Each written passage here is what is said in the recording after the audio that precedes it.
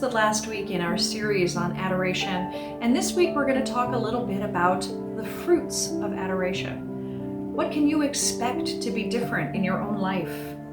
As a young wife and mother, down in the southern USA, my husband and I were living there for many years, and we were in a time with young children as our family was expanding. And our parish priest asked us to become Eucharistic guardians of the Holy Eucharist. So we accepted adoration at an early hour on Saturday mornings. But we took turns attending, and each week one went and one stayed at home with the children, and we reversed.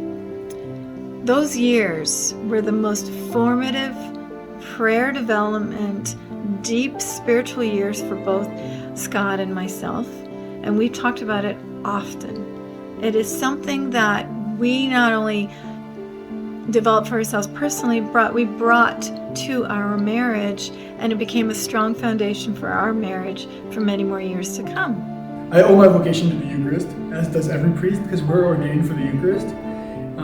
But specifically, I come from perpetual adoration from my home parish. That's where I was born. I'm a adoration baby. A lot of times I'll be driving by St. Mark's Church, where I adore, and I'll be at a red light, and I'll find myself looking at my watch and thinking, I have 10 or 15 minutes. I bet I could pop by the chapel. I can't do a whole rosary, but I could maybe do a decade or two. And I have learned that that's not me. That's him. That's the pull. That is him drawing me to himself. In the middle of a busy day, there's the still small voice inviting me, saying, if you have 10 minutes, come spend it with me.